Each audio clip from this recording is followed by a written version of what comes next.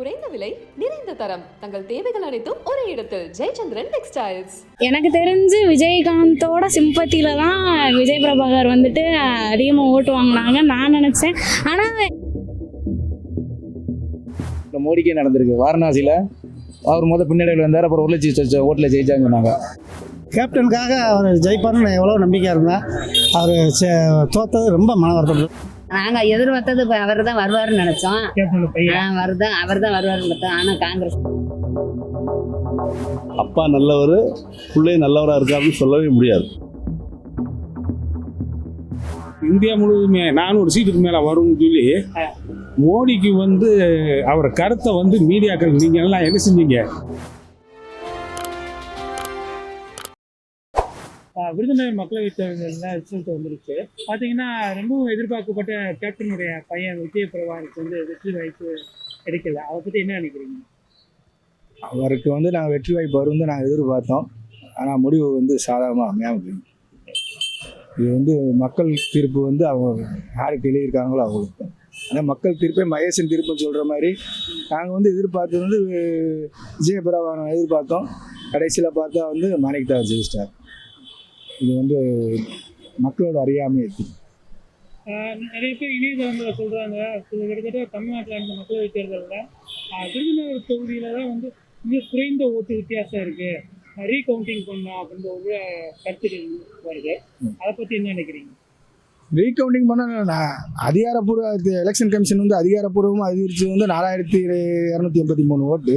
அது ரீகவுண்டிங் பண்ணி எதுக்கு வெட்டியாக போட்டு வெட்டி செலவு அதில் ஒன்றும் செய்ய முடியாது. ஒரு 200 ஓட்டு 220 ஓட்டு 300 ஓட்டுனாலும் ரீகவுண்டிங் போகலாம். இந்த 4000 ஓட்டுன்ற ரீகவுண்டிங் போய் பழையபடி வெட்டி செலவு இது வேஸ்ட்டான டைம் வேஸ்ட் இல்லை. நாங்கள் 1 லட்சம் வாக்கு வித்தியாசத்தில் எதிர்பார்த்தோம். கடைசியாக ஏற்றம் இறக்கம் இப்படி இந்த மாதிரி வந்துக்கிட்டு இருந்துச்சு. சரி ஏறிடுவார் அப்படின்னு சொல்லி நம்ம இது பண்ணாது. கடைசியாக அப்படியே குறைஞ்சிருச்சு. வெறும் 4000 ஓட்டு. மித்த இடத்துலலாம் 1 லட்சம் 2 லட்சம் ஓட்டு வித்தியாசம். விருதுநகர் தான் டப் கொடுத்தது. ஆனால் விஜய் பிரபாகரன் தான் நல்லா செய்வாரெல்லாம் சொன்னாங்க. கடைசியாக கீழே இறங்கி 4000 ஓட்டு வித்தியாசம். இது அவருக்கு ஃபஸ்ட்டு ஸ்டார்டிங் தான். அனுபவம் வந்தேன். அப்பா இருக்கும்போது கொஞ்சம் கொஞ்சமாக தான் வந்தார். இப்போ அனுபவம் வந்தேன். எலெக்ஷன்லேயே இவ்வளோ ஓட்டு வாங்கினது எங்களுக்கு பெருமை தான். அவர் ரொம்ப நல்லா இருக்குன்னு நினைச்சோம். அதனால் அவங்க மாணிக்கத்தை அவர் வந்துட்டாப்புல. அது என்ன காரணங்க? நல்ல அவங்க அப்பா இருந்தவனாலும் அதனால் வந்த வாட்டர்னு நினச்சோம். ஆர்வமாக இருந்தோம். அதனால் வர முடியல அவர்னால. இந்த பரவாயில்ல விருதுநகர் மக்கள் அனைவருமே சொல்கிறாங்க கேப்டனுடைய பையன் அவருக்கு வெற்றி வாய்ப்பு அதிகமாக இருந்தது. ஆமாம், கடைசி நேரத்துக்கு மாறி இந்த மன உளைச்சல் மன வருத்தத்தில் இருக்காங்க. ஆமாங்க. இது எப்படி பார்க்குறீங்க நீங்கள்? அதான் இதுதான் இருக்கு. மூன்றாவது முறையாக மாணிக்கதாஸ் அவர்கள் வந்திருக்காரு. அதை பற்றி உங்களுடைய கருத்து இல்லைங்க? அவர் தொகுதிக்கு ஓட்டு கேட்க வந்தது வரவே மாட்டார். அப்புறம் 2 ஆண்டுகள் இருந்துக்காங்க. அவங்க என்ன நல்ல விஷயம் ஒரு பிரயோஜனம் முடியல. ஒரு பிரயோஜனம் முடியல. ஆனால் அவர் புதுமுகம். ஃபர்ஸ்ட்ல விஜயகாந்த் கிடையாது. விஜயகாந்த் இருந்தால் அது ஒரு மாதிரி. அப்பா நல்லவர், பிள்ளை நல்லவராக இருக்காருன்னு சொல்லவே முடியாது.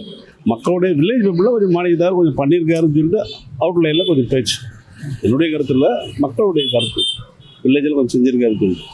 இவர் ஜெயிச்சாலும் மக்களுக்கு பிரயோஜனம். ஏன்னா இவர் அங்கிட்டு போக முடியாது, இங்கிட்டு போக முடியாது. டிஎம்கே பக்கம் போக முடியாது, இங்கிட்டு போக முடியாது. அதனால் இது பிரயோஜனம் இல்லை அப்படின்னு மக்களுடைய கருத்தாக இருக்கலாம். என்னுடைய கருத்தில் மக்களுடைய கருத்தாக. இன்கேஸ் ஒரு பரவாயில்ல ஜெயிச்சார்னு வச்சுக்கோங்க. இப்போ ஃபுல்லாகவே மெஜாரிட்டி டிஎம்கே. அங்கே அண்ணாடிஎம்கே யாரும் போக முடியாதாங்க. அவர் ஒரு எம்பி போய் என்ன பண்ண முடியும்? இது மக்களுடைய கருத்தாக இருக்கலாம். படித்தவங்க கருத்து இருக்கலாம். படிக்காதவங்க வில்லேஜ் பீப்புள்ஸ் கொஞ்சம் மாணிக்கதார் அலையன்ஸ் இருந்திருக்கு. ஆரம்பத்துலேருந்து 2 பேருமே காம்படிஷன் தான். என்ன அனுதாபம். அதனால் அந்த இதுதான் விஜயகாந்தை வச்சு தான் இவ்வளோ ஓட்டு விழுந்தது. பட் பிரேமலதாவுக்கோ விஜயபுரவனுக்கும் கிடையவே கிடையாது. இதில் 100% உண்மை தான். பிரேமலதா பற்றி மக்களுக்கு எல்லாம் தெரியும். டிவி இதெல்லாம் பார்க்குறாங்கல்ல. அதனால் பிரபாகரனுக்கு விஜயகாந்தோடைய பையன் பண்ணுவார்னு இவ்வளோ ஓட்டு அது ஒரு நம்பிக்கை. மக்களுடைய எண்ணங்கள் தான். நம்ம என்ன சொல்ல முடியாது. நாங்கள் எதிர்பார்த்தது அவர் தான் வருவார்னு நினச்சோம். அவர் தான் வருவார்னு பார்த்தோம். ஆனால் காங்கிரஸ் இருக்கு என்ன செய்ய மக்களுடைய அவங்களுடைய இது தானே, நம்ம அண்ணன் வரணும்னு சொல்ல முடியாது. ஆனால் நாங்கள் எதிர்பார்த்தது அவர் தான், விஜயகாந்த் தான் வருவார்னு எதிர்பார்த்தோம். வேற என்ன, மிக கடுமையான ஒரு போட்டி தான் நிலவுச்சு. ஆமா எல்லாருடைய கருத்து கணிப்புகளும் ஊடகங்களுடைய கருத்து கணிப்புகளும் கேப்டன் பையன் வெற்றி வாய்ப்பு சொன்னாங்க. ஆமா கடைசி நேரத்தில் அது மாறி ஃபர்ஸ்ட் நிறைய வந்ததுமா, இது வந்தது, அப்புறம் என்ன கீழே டவுன் ஆயிடுச்சு, என்னன்னு தெரியல. அதை பத்தி நம்ம ஒண்ணும் சொல்ல மூன்றாவது முறையாக மாணிக் தாக்கூர் அவர் வந்திருக்காங்க. ஆமா அதை பத்தி நீங்க என்ன நினைக்கிறீங்க? யாரு வந்தாலும் சரிதான், மக்களுக்கு நல்லபடியா செய்தாங்கன்னா போதும், அவ்வளவுதான் நம்ம என்ன சொல்ல முடியும். மக்களுக்கு நல்லபடியா செய்யணும், வேற ஒன்றும். வெற்றியும் தோல்வியும் மாறி மாறி வரதான் எலெக்ஷன். முதல் ரவுண்டில் பூரா வந்து விஜயகாந்த் தான் முன்னிலைன்னு சொன்னாங்க, விஜயகாந்த் மயன் தான் முன்னிலைன்னு சொன்னாங்க. அது அப்புறம் அவருன்னு சொன்னாங்க. இதே வந்து விஷயம் இங்கே மட்டும் இல்லை, மோடிக்கே நடந்திருக்கு. வாரணாசியில் அவர் பின்னடைவில் வந்தார், அப்புறம் 1,00,000 ஓட்டில் ஜெயிச்சான்னு சொன்னாங்க. அதனால் வந்து இதில் வந்து பெட்டியை மாற்றுறவங்க வச்சுருவாங்க, அதுக்கெல்லாம் வந்து நம்ம சொல்ல முடியாது. மக்களுடைய கருத்து எண்ணம் தான், மக்களுடைய எண்ணம் தான் ஓட்டாக பிரதிபலிக்குது. அதனால் வந்து இது எப்படி பார்க்குறது, இவர் 2 டைம் சிட்டிங் எம்பியாக இருந்திருக்கிறாரு, அதனால் வந்து வந்திருக்கலாம். அப்படி இல்லைன்னு சொன்னால் இவருக்கு அதிகமான ஓட்டு விழுந்த காரணம் வந்து விஜயகாந்த் ஒரு மிகப்பெரிய கட்சியினுடைய தலைவராக இருந்திருக்கார். அவருடைய மகன் அவர் வந்து ஏன் இங்கே வந்து நிற்கணும் அப்படிங்கிற ஒரு கேள்வியை பார்த்தோம்னா, இங்கே இருக்கக்கூடிய மக்கள் எல்லாமே வந்து தெலுங்கு பேசக்கூடிய மக்கள் இங்கே வந்து அதிகமாக இருக்கிறாங்க. அவங்களுடைய ஓட்டை கணக்கு பண்ணி வந்திருக்கலாம், அதனால் வந்து அதிகமாக ஓட்டு விழுந்திருக்கலாம். ரெண்டாவது வந்து கேப்டன் இப்போ தான் வந்து மரணம் அடைஞ்சிருக்கிறாரு. அதனால் வந்து அனுதாப ஓட்டுகள், அனுதாபமும் ஜாதி ஓட்டு எல்லாமே உண்டு. ஆனால் அவருக்கு ஏன் அதிகமாக விழுந்துச்சுன்னா 2 டைம் சிட்டிங் எம்பியாக இருந்திருக்கிறாரு. நிறைய நல்லது செஞ்சுருக்கலாம், செய்யாமல் இருந்திருக்கலாம், அது நமக்கு தெரியாது. அது எம்பிக்கு தொகுதியில் வந்து நிதியில் வந்து என்னென்ன செய்கிறான்னு தெரிஞ்சால் நம்ம சொல்லலாம், அது நமக்கு தெரியாது. அதனால் வந்து அவர் வந்து 2 டைம் சிட்டிங் எம்பியாக இருந்தனால அவருக்கு வந்து ஓட்டு அதிகமாக வந்திருக்கலாம். அதாவது வந்து அது வெளியே சொல்ல முடியாத சில கருத்துகள் இருக்குது. ஜென்ரலாக பார்க்கும்போது கை தான் வரும், மாணிக்க தாக்கூர் தான் வருவாருங்கிறது பொதுமக்களுடைய அபிப்பிராயம் இருந்தது. அவருடைய சர்வீஸ் கடந்த 15 வருஷமாக ஒரு பீரியட் அவர் இல்லாத நேரத்துலையும் இந்த விருதுநகர் பார்லிமெண்ட் தொகுதிக்கு வந்து பார்த்துட்டு எல்லாத்தையும் பேசி இது பண்ணி அவரால் முடிஞ்ச உதவிகள் செஞ்சுக்கிட்டு தான் இருந்தார். எத்தனையோ முன்னாடி இப்போ முன்னக்கூடி இருக்கக்கூடிய எம்பிக்கள் பல பேர் இருந்திருக்காங்க, அது உங்களுக்கு தெரியும். ஏன்னா அப்போ வரும்போது அவங்களுக்கும் இவரையும் ஒப்பிட்டு பண்ணும்போது இவர் சிறந்த ஆளுங்க தான் ஒரு அபிப்பிராயம். இந்தியா முழுவதுமே 400 சீட்டுக்கு மேலே வரும்னு சொல்லி மோடிக்கு வந்து அவர் கருத்தை வந்து மீடியாக்கள் நீங்கள் எல்லாம் என்ன செஞ்சீங்க, ஒத்த கருத்தை அடிச்சிங்க, அது நடந்ததான். அதே மாதிரி தான் இது. மக்களுடைய நாடி துடிப்பு எப்படி தெரியும், மீடியாவுக்கு முழுக்க தெரியுமா, அதில் பொய்த்து போகும். திருமங்கலம், திருப்பரங்குன்றம் அந்த ஏரியா பூராமே மாணிக்க தாக்கூர் செல்வாக்கு அதிகம். அதனால் இங்கிட்டு பூராமே விருதுநகர் இந்த பக்கமே அதிகமாக விஜயகாந்த் மகன் இந்த வாய்ஸ் அதிகம், அங்கிட்டு வந்து மாணிக்க தாக்கூருக்கு அதிகம். அவ்வளோதான், அதனால தான் போச்சு. அவங்க கடுமையாக உழைச்சிருந்தாங்க, 2 பேருமே நல்லா உழைப்பு தான். கடுமையாக உழைச்சிருந்தாங்க. விருதுநகர் தொகுதியில் அனைத்து கிராமங்களுக்கும் நாங்கள் போயிருந்தோம். ஆமாம், அப்படி இருந்து வெற்றி வாய்ப்பு கிடைக்கலாம். அவங்க போயிருந்தாங்க. இருந்தால் அதெல்லாம் அவங்க மாணிக்க தாக்கூருக்கு செல்வாக்குங்க அது அங்கிட்டு அதிகமாக இருக்க போய் தான் அதனால ஜெயிச்சிட்டாங்க. இப்போ வந்து மாணிக்க தாக்கூர் 3வது முறையாக வெற்றி பெற்றிருக்காங்க. ஆமாம், அதை பற்றி நீங்கள் என்ன நினைக்கிறீங்க? நல்லா அங்கிட்டு நல்லா செஞ்சிருக்காரு, நல்லா வெற்றி பெற்றுருக்காரு. அவ்வளோதான், எல்லா பக்கமுமே ஓரளவு. அந்த கட்சி ஓட்டு வர நிறையா இருக்கும். கட்சி ஓட்டு, டிஎம்கே ஓட்டு, காங்கிரஸ் ஓட்டு 2 ஓட்டுமே சேர்ந்து வெற்றி வாய்ப்பு பெற்றுச்சார். கூட்டணி பலம் சொல்றாங்க. ஆமாம் ஆமாம் கூட்டணி பலத்தினால அவங்க ஜெயிச்சிருக்காங்க. ஆமாம். கேப்டனுக்காக அவர் ஜெயிப்பாருன்னு எவ்வளோ நம்பிக்கையாக இருந்தேன். அவர் தோற்றது ரொம்ப மன வருத்தப்பட்டு தான் இருக்கேன். நாங்கள்லாம் உலக மாற்று கட்சி ஏடிஎம்கே இருந்தாலும் நான் அவருடைய அலையன்ஸில் இருந்ததுனால அவர் மேலே உள்ள பற்றுல நாங்கள் அவருக்கு நல்லா நல்லா வேலை இருந்தேன். ஆனால் அவர் உண்மையில் அவர் தோற்றது எங்கள் வேலை தாங்க முடியாத வேதனை தான்.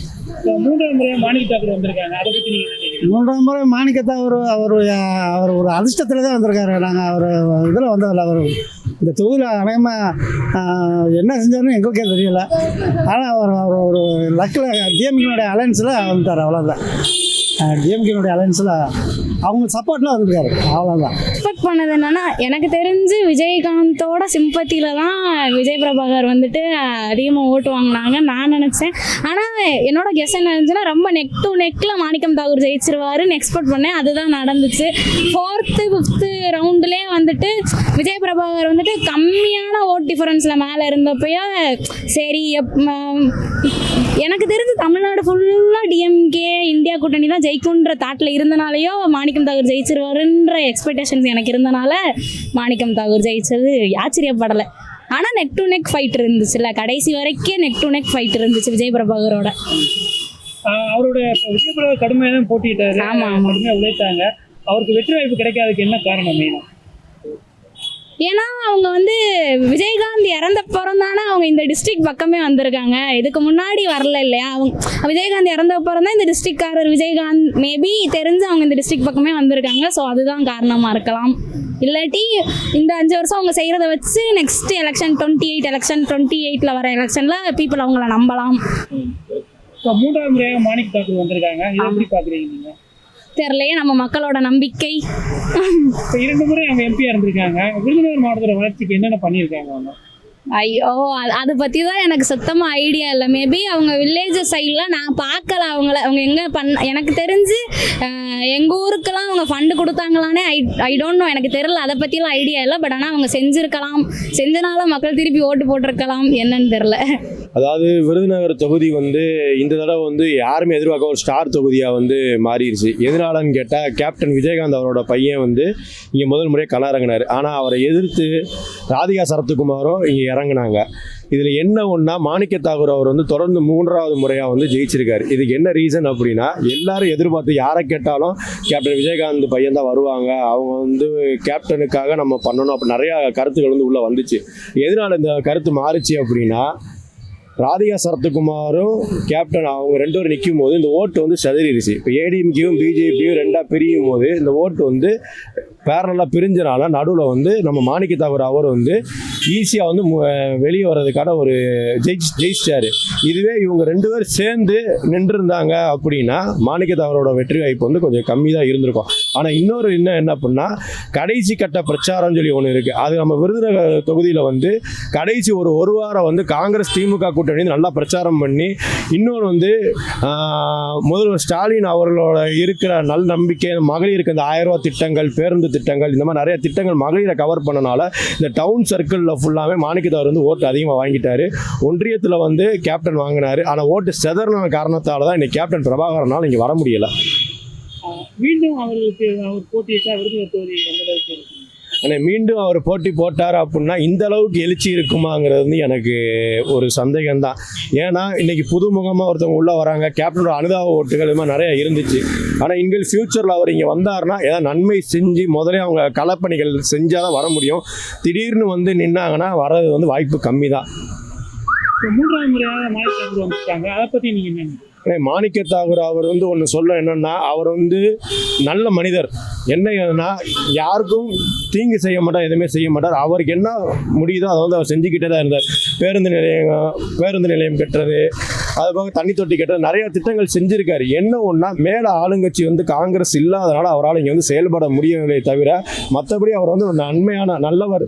இன்னொன்று, அவர் இந்த 3000 ஓட்டு லீடுங்கிறது வந்து ரொம்ப டஃப் அவருக்கு. ஆனால் அவர் ஜெயிச்சதுக்கான காரணங்கள் வந்து அவர் மேலும் சில நம்பிக்கைகள் வந்து விருதுநகர் மக்களிடம் இருக்கிறதுனாலையும் திமுக காங்கிரஸ் கூட்டணியினாலும் அவர் வந்து இந்த நிலை அடைஞ்சிருக்கின்றார். விஜயகாந்தை வச்சு நம்மளுக்கு வந்து இங்கே ஓட்டு விழுந்திருக்கும்.